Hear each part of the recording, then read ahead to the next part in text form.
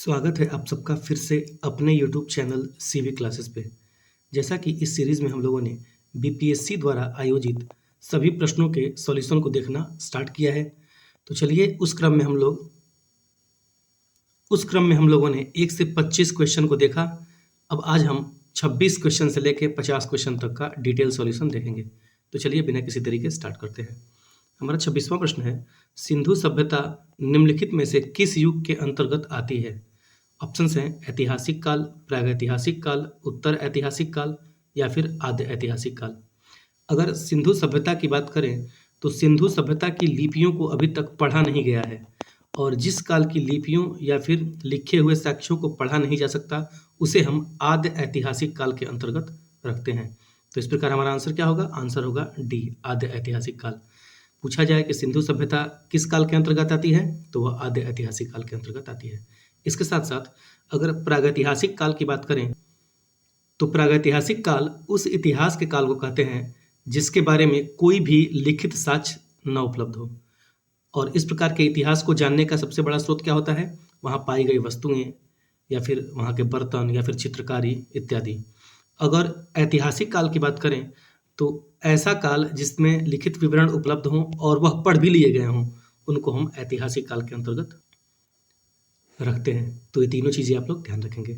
27वां प्रश्न है, निम्नलिखित में से किस देश के साथ हड़प्पनों का व्यापारिक संबंध था? ऑप्शंस हैं चीन, जापान, मेसोपोटामिया या फिर रोम। आपको बता दें कि मेसोपोटामिया के साक्ष्यों में हमें मेलुहा शब्द का प्रयोग मिलता है और यह प्रयोग सिंधु घाटी सभ्यता के लिए वो लोग प्रयोग करते थे।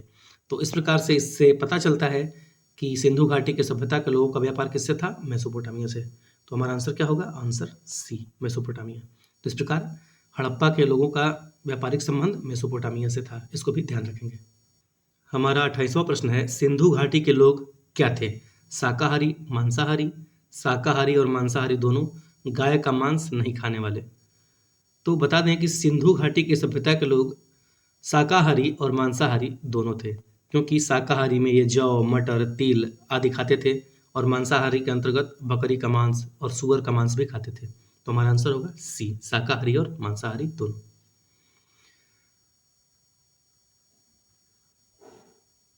अगला प्रश्न है, चनहुदड़ो हड़प्पा संस्कृति से संबंधित एक स्थल है जो स्थित है, कहाँ पे स्थित है? सिंध में, पंजाब में, गुजरात में या फिर बहावलपुर में। तो चनहुदड़ो की बात करें तो चनहुदड़ो वर्तमान के पाकिस्तान के सिंध प्रांत में स्थित है। तो आंसर क्या होगा हमारा? पाकिस्तान। और पाकिस्तान नहीं दिया है तो क्या होगा? सिंध प्रांत, ऑप्शन ए। अगर पूछा जाए कि चनहुदड़ो किस नदी के किनारे स्थित है तो चनहुदड़ो सिंधु नदी के किनारे स्थित है, इसको भी आप लोग ध्यान रखेंगे। यहाँ से हमें मनके बनाने के कारखाने मिले हैं और साथ ही साथ एक प्रमुख साक्ष्य जो परीक्षाओं में पूछा जाता है कि बिल्ली का पीछा करते हुए एक कुत्ते का साक्ष्य भी यहाँ से प्राप्त हुआ है, तो इसको भी ध्यान रखेंगे। 30वां प्रश्न है, पुरुषार्थ कितने हैं? 2, 4, 6 या फिर 16। बात करें पुरुषार्थ की तो हिंदू धर्म में कुल 4 पुरुषार्थों की संख्या बताई गई है। अगर उन पुरुषार्थों की बात करें तो पहला है धर्म, दूसरा है अर्थ, तीसरा है काम और चौथा है मोक्ष। तो इन सब चीज़ों को भी आप लोग ध्यान रखेंगे। तो आंसर क्या होगा? बी, 4। अच्छा, पुरुषार्थों का निर्माण क्यों किया गया था? ताकि मानव का आध्यात्मिक, नैतिक तथा भौतिक विकास हो सके। 31वां प्रश्न है, प्राचीनतम वेद कौन सा है? यजुर्वेद, ऋग्वेद, सामवेद, अथर्ववेद। तो अगर सबसे प्राचीन वेद की बात करें तो वह है ऋग्वेद। तो आंसर क्या होगा? ऋग्वेद। अगर ऋग्वेद में मंडलों की बात करें तो इसमें कुल 10 मंडल हैं और ऋचाओं या फिर सूक्त की बात करें तो इसमें कुल 1028 सूक्त हैं। साथ ही साथ अगर मंत्रों की बात करें तो इसमें कुल 10,580 मंत्र हैं, ये भी ध्यान रखेंगे। 32वां प्रश्न है, गायत्री मंत्र किस पुस्तक में मिलता है? उपनिषद में, भागवत गीता में, ऋग्वेद में या फिर यजुर्वेद में। अभी हम लोगों ने पढ़ा कि सबसे प्राचीनतम वेद कौन सा है? ऋग्वेद है और इसी के तीसरे मंडल में हमें गायत्री मंत्र का उल्लेख मिलता है, तो इसको भी ध्यान रखेंगे। साथ ही साथ अगर 9वें मंडल की बात की जाए तो 9वें मंडल में क्या है? देवता सोम का उल्लेख मिलता है। 33वां प्रश्न है, ऋग्वेद में यज्ञ हेतु कितने प्रकार के पुरोहितों का वर्णन मिलता है? 4 प्रकार के, 5 प्रकार के, 6 प्रकार के या फिर 7 प्रकार के। अगर बात करें ऋग्वेद में पुरोहितों की तो कुल मिला के ऋग्वेद में 7 प्रकार के पुरोहितों का वर्णन मिलता है। अगर ऋग्वेद के पुरोहित की बात करें तो ऋग्वेद के पुरोहित को होता कहते थे, इसको भी ध्यान रखेंगे। वहीं अगर यजुर्वेद की बात करें तो यजुर्वेद के पुरोहित को अध्वर्यु कहते थे, इसको भी ध्यान रखेंगे। और अगर सामवेद की बात करें तो सामवेद के पुरोहित को हम लोग उद्घाता कहते थे, उद्घाता, इसको भी ध्यान रखेंगे।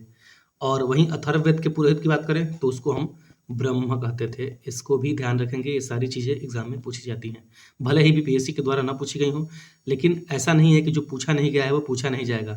तो हम उससे संबंधित सारे पहलुओं की चर्चा करते चलेंगे ताकि आगे आने वाले एग्जाम में हम बेहतर प्रदर्शन कर सकें। 34वां प्रश्न है, वेद कितने प्रकार के हैं? 1 प्रकार के, 2 प्रकार के, 3 प्रकार के या फिर 4 प्रकार के? बात करें वेदों की तो वेद कुल 4 प्रकार के हैं। बात करें पहले वेद की तो पहला वेद है ऋग्वेद, दूसरा है यजुर्वेद, तीसरा है सामवेद और चौथा है अथर्ववेद। और उसी में सबसे पुराने वेद की बात करें तो सबसे पुराना वेद ऋग्वेद है और सबसे नया वेद कौन सा है? वह है अथर्ववेद, इसको भी ध्यान रखेंगे। तो हमारे वेद कितने प्रकार के हैं? वेद 4 प्रकार के हैं, ऑप्शन डी सही होगा। 35वां प्रश्न है, त्रयी का अभिप्राय क्या है? तो अभी हम लोगों ने पढ़ा कि 4 वेद हैं और उन चारों वेद में से प्रथम 3 वेद को वेद त्रयी भी कहा जाता है, वेद त्रयी। उसमें कौन कौन से वेद सम्मिलित हैं? ऋग्वेद, यजुर्वेद और सामवेद। अथर्ववेद उसमें सम्मिलित नहीं है। तो वेद त्रयी क्या है? 3 वेद हैं, ऑप्शन ए सही होगा। आपसे यह भी पूछा जा सकता है, इन चारों वेदों का नाम दे दिया जाएगा और पूछ दिया जाएगा कि वेद त्रयी में कौन सा वेद शामिल नहीं है। तो कौन सा वेद शामिल नहीं है? अथर्ववेद जो है वह वेद त्रयी में शामिल नहीं है, इसको ध्यान रखेंगे क्योंकि अक्सर यहाँ पे गलती हो सकती है। 36वां प्रश्न है, निम्न में से कौन सी नदी सप्त सैंधव में समाविष्ट नहीं है? झेलम, चिनाब, रावी, साबरमती या फिर उपर्युक्त में से कोई नहीं, उपर्युक्त में से एक से अधिक। तो तत्कालीन समय में 7 नदियों के समूह को हम सप्त सैंधव प्रदेश कहते थे या फिर सप्त सैंधव क्षेत्र कहते थे। उन नदियों में जो 7 नदियां शामिल थी वह थी सिंधु, सतलज, रावी, झेलम, चेनाब, व्यास और सरस्वती। तो इस प्रकार झेलम भी शामिल है, चिनाब भी शामिल है, रावी भी शामिल है। साबरमती नदी सप्त सैंधव क्षेत्र में शामिल नहीं है। तो हमारा आंसर क्या होगा? टी, साबरमती नदी। 37वां प्रश्न है, प्रसिद्ध 10 राजाओं का युद्ध किस नदी के तट पर लड़ा गया? गंगा नदी, ब्रह्मपुत्र नदी, कावेरी नदी या फिर पुरुषणी नदी। अगर बात करें दसराग युद्ध या फिर प्रसिद्ध 10 राजाओं के युद्ध के, तो यह युद्ध रावी नदी के तट पर लड़ा गया। और रावी नदी का प्राचीन नाम क्या था? प्राचीन नाम था पुरुषणी। तो इसको भी पूछा जाता है, दे देगा नाम नदियों का और उनका प्राचीन नाम भी पूछा जा सकता है। तो अगर हम कुछ नदियों की बात करें जिनका आधुनिक नाम और पुराना नाम क्या था, तो उसमें पहली नदी है रावी नदी जिसका नाम था पुरुषणी। दूसरी नदी है चेनाब, चेनाब का पुराना नाम क्या था? अस्किनी। तीसरी नदी है सतलज जिसका नाम था सुतद्री। और व्यास की बात करें तो व्यास का पुराना नाम था विपाशा। हालांकि बहुत सारी नदियां हैं, इनमें से इंपॉर्टेंट नदियों की हमने चर्चा कर ली है यहाँ पे। इसके साथ साथ काबुल की भी 2 नदियां थी जिसमें एक था कुर्रम जिसको कि क्रुमु कहा जाता था और काबुल को कुभा कहा जाता था। ये भी अक्सर प्रश्न में पूछा जाता है कि क्रुमु और कुभा कहाँ की नदियां थी? तो वह अफगानिस्तान की थी, इसको भी ध्यान में रखेंगे। अगर ये पूछ लिया जाए कि दसराग युद्ध या फिर प्रसिद्ध 10 राजाओं का युद्ध किनके किनके बीच में हुआ था, तो वह सुदास और 10 जनों के बीच में हुआ था। 10 जनों का मतलब 10 राजाओं के बीच में, जिसमें कि सुदास विजयी हुआ था। यही पूछा जाए कि यह दसराग युद्ध का उल्लेख कहाँ मिलता है, तो ऋग्वेद के 7वें मंडल में दसराग युद्ध का उल्लेख मिलता है। ये सारे पॉइंट्स इंपॉर्टेंट है परीक्षा की दृष्टि से। 38वां प्रश्न है, ऋग्वेद संहिता का 9वां मंडल पूर्णतः किसको समर्पित है? इंद्र और उनका हाथी, उर्वशी का स्वर्ग, पौधों और जड़ी बूटियों से संबंधित देवतागण या फिर सोम और इस पेय पर नामांकित देवता। ऊपर हम लोगों ने पढ़ा है कि ऋग्वेद का 9वां मंडल क्या है? देवता सोम को समर्पित है। सोम क्या था? एक प्रकार का पेय पदार्थ था। तो आंसर क्या होगा? डी। 39वां प्रश्न है, भोगज कोई का महत्व इसलिए है कि क्योंकि वहां जो अभिलेख प्राप्त हुए हैं उनमें वैदिक देवी और देवताओं का उल्लेख मिलता है।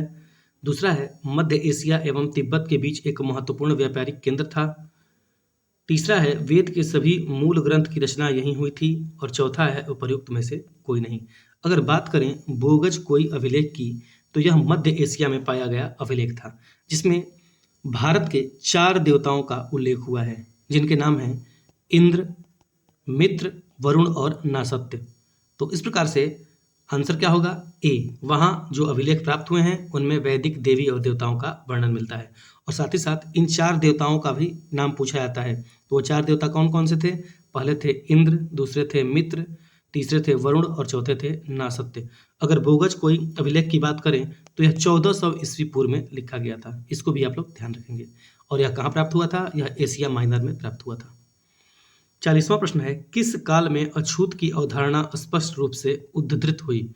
ऋग्वैदिक काल में, उत्तर वैदिक काल में, उत्तर गुप्त काल में, या फिर धर्मशास्त्रों के समय में? अगर बात करें अछूत की तो इसकी अवधारणा धर्मशास्त्रों के काल में स्पष्ट रूप से उद्धृत हुई।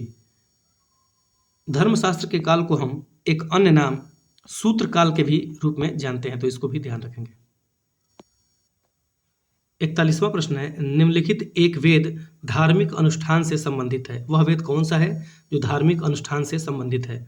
ऋग्वेद, सामवेद, यजुर्वेद या फिर अथर्ववेद? बात करें वेदों की तो यजुर्वेद जो है वह धार्मिक अनुष्ठान से संबंधित है, इसको ध्यान रखेंगे। अगर बात करें ऋग्वेद की तो इसमें क्या है? देवताओं की स्तुतियां और मंत्रों का उल्लेख किया गया है। सामवेद की बात करें तो सामवेद संगीत का जनक भी कहा जाता है, इसको भी ध्यान रखेंगे। और अथर्ववेद की बात करें तो इसमें जादू, टोना और तंत्र मंत्र का उल्लेख किया गया है। ये भी पूछा जाता है परीक्षा में, मैच करने के लिए आपसे पूछा जा सकता है कि कौन सा वेद किस चीज़ से संबंधित है, तो इसको ध्यान रखेंगे। यजुर्वेद के बारे में एक और तथ्य है कि यजुर्वेद एकमात्र वेद है जो कि गद्य और पद्य दोनों में लिखा गया है, इसको भी ध्यान रखेंगे।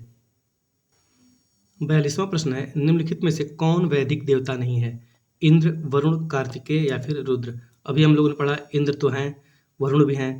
कार्तिकेय और रुद्र में कार्तिकेय वैदिक देवता नहीं है, इसको ध्यान रखेंगे, और रुद्र वैदिक देवता हैं। तो ऑप्शन क्या होगा? सी, कार्तिकेय वैदिक देवता नहीं थे। 43वां प्रश्न है, महापुराणों की संख्या कितनी मानी जाती है? 10, 5, 12 या फिर 18? बात करें महापुराणों की तो इनकी संख्या कुल 18 है। और इनकी रचना की बात करें तो इनकी रचना लोमहर्ष और उनके पुत्र उग्रश्रवा ने किया था, इसको भी ध्यान रखेंगे। अगर पुराणों में सबसे प्राचीन पुराण की बात करें तो वह है मत्स्य पुराण, और सबसे प्रामाणिक पुराण की बात करें तो वह भी है मत्स्य पुराण, इसको भी ध्यान रखेंगे। 44वां प्रश्न है, पाटलिपुत्र में कौन सी बौद्ध संगीति आयोजित की गई थी? तृतीय, चतुर्थ, द्वितीय, प्रथम? उपर्युक्त में से कोई नहीं, उपर्युक्त में से एक से अधिक। बात करें बौद्ध संगीतियों की तो अभी तक कुल 4 बौद्ध संगीतियां आयोजित की गई हैं, जिसमें अगर तीसरे की बात करें तो तीसरी जो बौद्ध संगीति है वह पाटलिपुत्र में आयोजित की गई थी। तो आंसर क्या होगा? तृतीय बौद्ध संगीति, ऑप्शन ए सही होगा।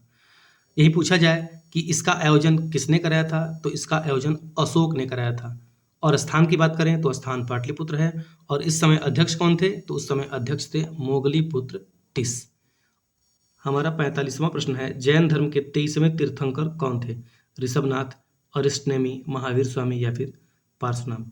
अगर बात करें जैन धर्म की तो जैन धर्म के 23वें तीर्थंकर थे पार्श्वनाथ। तो आंसर क्या होगा हमारा? पार्श्वनाथ। जैन धर्म की स्थापना किसने की थी? तो जैन धर्म की स्थापना की थी ऋषभदेव ने, इसको भी ध्यान रखेंगे, ऋषभदेव। और जैन धर्म अपने चरमोत्कर्ष पे कब था? वह था महावीर स्वामी के समय में। ये कौन थे? यह जैन धर्म के 24वें तीर्थंकर थे। 46वां प्रश्न है, त्रिपिटकों का संबंध किस धर्म से है? शैव धर्म से, वैष्णव धर्म से, जैन धर्म से या फिर बौद्ध धर्म से? त्रिपिटक बौद्ध धर्म से संबंधित ग्रंथ है। महात्मा बुद्ध की मृत्यु के बाद उनकी शिक्षाओं को 3 पुस्तकों में बांटा गया, जिसमें से विनय पिटक, सुत्त पिटक और अभिधम्म पिटक थे। इन्हीं को हम त्रिपिटक कहते हैं। तो त्रिपिटक किससे संबंधित है? त्रिपिटक बौद्ध धर्म से संबंधित है, ऑप्शन डी आंसर होगा। अगर त्रिपिटकों की भाषा की बात करें तो ये सारे पाली भाषा में लिखे गए हैं, इसको भी ध्यान रखेंगे। 37वां प्रश्न है, त्रिपिटक किसकी धार्मिक पुस्तक है? अभी ऊपर हम लोगों ने पढ़ा कि त्रिपिटक बौद्ध धर्म की धार्मिक पुस्तक है। इनकी भाषा क्या है? इनकी भाषा पाली है। 48वां प्रश्न है, त्रिपिटक किस भाषा में लिखी गई है? संस्कृत में, प्राकृत में, पाली में या फिर हिंदी में? अभी हम लोगों ने डिस्कस किया कि त्रिपिटक जो है वो पाली भाषा में लिखी गई है। त्रिपिटक क्या है? बौद्ध धर्म के ग्रंथ हैं। त्रिपिटकों की संख्या कितनी है? 3 है। कौन? विनय पिटक, सुत्त पिटक और अभिधम्म पिटक, ये बात भी ध्यान रखेंगे। 49 नंबर प्रश्न है, गौतम बुद्ध ने अपना प्रथम धर्मोपदेश दिया था कहाँ पे? वैशाली में, राजगीर में, सारनाथ में या फिर बोधगया में? जब गौतम बुद्ध को ज्ञान प्राप्ति हुई तो उन्होंने सबसे पहला अपना जो उपदेश दिया था वह ऋषिपत्तनम में दिया था, और ऋषिपत्तनम को ही वर्तमान में सारनाथ के नाम से जानते हैं। तो आंसर क्या होगा? सारनाथ। महात्मा बुद्ध द्वारा जो यह अपना प्रथम धर्मोपदेश दिया गया था, इसको धर्म चक्र प्रवर्तन कहा गया। इसको भी ध्यान रखेंगे। 50वां प्रश्न है, महात्मा बुद्ध ने अपना धर्म चक्र प्रवर्तन किस स्थान पर दिया था? लुम्बिनी में, पाटलिपुत्र में, सारनाथ में या फिर वैशाली में? प्रश्न में हम लोगों ने डिस्कस किया कि महात्मा बुद्ध ने अपना सबसे पहला जो है प्रवचन कहाँ दिया था? वह सारनाथ में या फिर ऋषिपत्तनम में दिया था। इसको क्या कहा गया था? इसको धर्म चक्र प्रवर्तन कहा गया था। ये सारी चीज़ें आप लोग ध्यान रखेंगे। तो ये था आज का हमारा सेशन। आशा है कि आप लोगों को ये सेशन बेहद पसंद आ रहा होगा। अगर पसंद आ रहा है तो वीडियो को जितना हो सके उतना शेयर करें, और चैनल को अभी तक सब्सक्राइब नहीं किया है तो सब्सक्राइब जरूर करें। मिलते हैं अपने अगले वीडियो में, जिसमें कि हम लोग इसके आगे के प्रश्नों को सॉल्व करेंगे। Thank you.